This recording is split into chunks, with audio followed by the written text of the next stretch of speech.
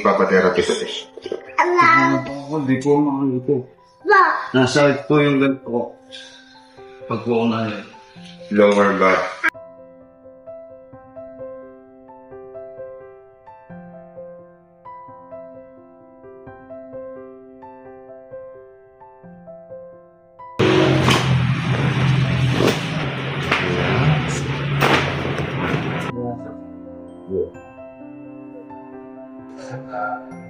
Sabi niyo po kanina merong number 5 na masakit dito, ngayon fail.